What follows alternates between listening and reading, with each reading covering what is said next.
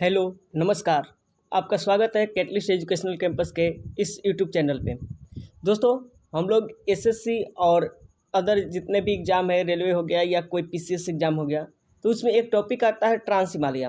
तो ट्रांस हिमालय से बहुत सारा टॉपिक कवर होता है, लेकिन हम लोग जो उससे क्वेश्चन बनता है, जो ऑब्जेक्टिव क्वेश्चन बनता है, तो उसको एक पॉइंट वाइज देख लेंगे, एक छोटा सा नोट्स बना लेंगे, जिससे अगर ट्रांस हिमालय से अगर क्वेश्चन अगर पूछा जाए तो वह हमसे बच नहीं पाए। ठीक है, तो चलिए शुरू करते हैं। आप किसी भी कॉम्पिटिटिव एग्जाम की तैयारी करते हैं तो आपके लिए यह इम्पोर्टेंट वीडियो होगा।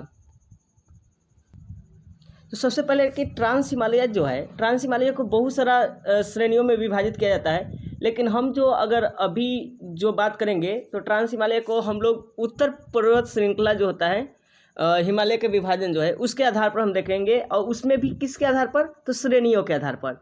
श्रेणियों के आधार पर किसको बांट रहे हैं हम लोग, ट्रांस हिमालय को। तो ट्रांस हिमालय में सबसे अगर बात करें सबसे पहले, तो ट्रांस हिमालय को हम लोग 4 भाग में बांट सकते हैं। कौन कौन सा, काराकोरम, लद्दाख, जास्कर और कैलाश। कौन कौन, काराकोरम, लद्दाख, जास्कर और कैलाश। हम ये 4 पार्ट में हम लोग ट्रांस हिमालय को बांटते हैं। तो इसी के बारे में हम लोग थोड़ा ऑब्जेक्टिव के रूप में देख लेंगे, और जिससे हम लोग का टॉपिक क्लियर हो जाए। याद रखना है कि ट्रांस हिमालय को कितने भाग में बांटे हम लोग, काराकोरम, लद्दाख, जास्कर और कैलाश, 4 भागों में। उसके बाद अगर देखें तो ट्रांस हिमालय के अंतर्गत कौन कौन सा एरिया आता है, आपको पता है, काराकोरम, लद्दाख, जास्कर एवं कैलाश। ठीक है, काराकोरम, लद्दाख, जास्कर एवं कैलाश। ठीक, और इस श्रेणी में अगर बात करें तो भारत की सबसे ऊंची पर्वत चोटी का आप लोग नाम सुने होंगे, गॉडविन ऑस्टिन, जो कि K2 है, जिसका ऊंचाई 8,611 किलोमीटर है, ये आता है। लेकिन देखिए, ये भारत के तो है, लेकिन भारत में नहीं है। वर्तमान में अगर बात करें तो वर्तमान में यह POK में स्थित है, यानी पाक ऑक्युपाइड कश्मीर में। जो पाकिस्तान वाला एरिया है वो कब्जाया हुआ है इस एरिया को। ठीक है, गॉडविन ऑस्टिन वाला जो एरिया है वो भारत का तो है, लेकिन भारत में नहीं है। ठीक, तो इतना तो क्लियर है कि जो गॉडविन ऑस्टिन है कहाँ है, POK में स्थित है वर्तमान में।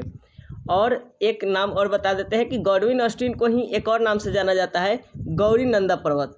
आप लोग नाम सुने होंगे गौरी नंदा पर्वत को, तो वो भी किसका नाम है, गॉडविन ऑस्टिन को ही कहा जाता है।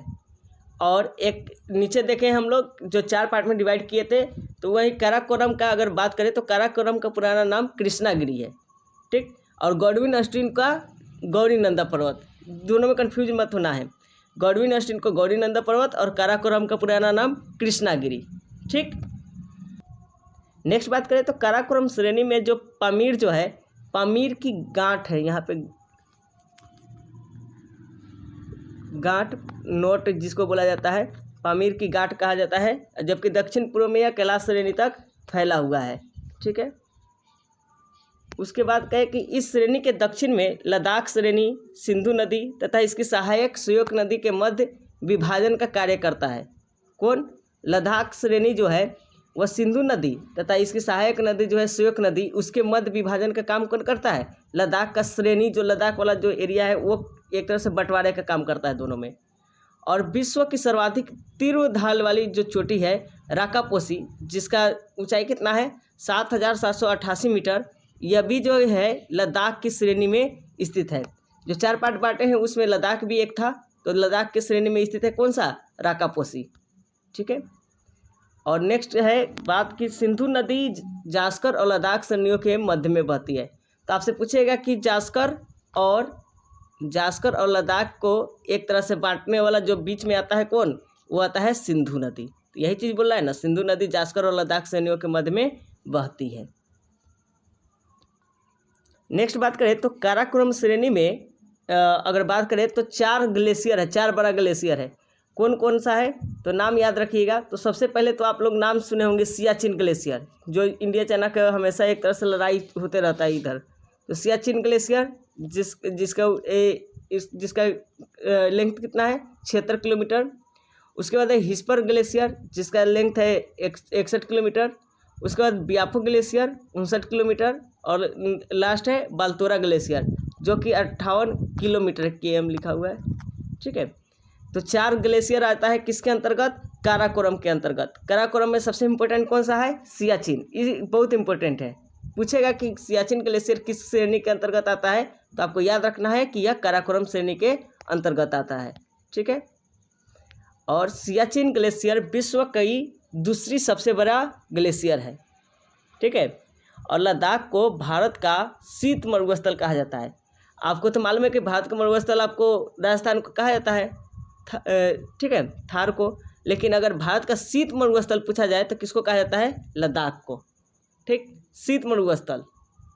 और इसमें एक क्वेश्चन पूछता है कि भारत में सबसे कम वर्षा कहाँ होता है, तो आप लोग दिमाग लगाइए कि हाँ ये जो है राजस्थान की तरफ होता है, क्योंकि उधर मरुस्थल पाया जाता है। लेकिन इसका आंसर जो है वह राजस्थान या थार नहीं होगा, इसका आंसर हो जाएगा क्या चीज़? लेह।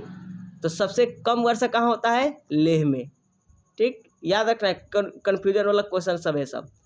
और एक क्वेश्चन और पूछता है कि भारत का सबसे ठंडा प्रदेश कौन सा है, तो वह ठंडा क्षेत्र कौन सा है, तो वह है द्रास। ठीक है, सबसे कम वर्षा लेह में और सबसे ठंडा क्षेत्र द्रास। और आखिरी पॉइंट लिखा हुआ है कि काराकोरम को ही एशिया का रीढ़ कहा जाता है। क्या कहा जाता है? एशिया का रीढ़ किसको? काराकोरम को। ठीक है, तो रखते हैं आज के लिए इतना ही। और देखिए, और अगर ट्रांस हिमालय से इतना ही क्वेश्चन बनता है मैक्सिमम, तो आप और भी डिटेल में पढ़ना चाहते हैं तो किसी बुक का सहारा ले सकते हैं। लेकिन अगर मान के चलिए कि कोई ऑब्जेक्टिव या MCQ टाइप का अगर क्वेश्चन करना है तो इतना काफ़ी है। ठीक है, तो पढ़ाई कीजिए अच्छे से। बाय।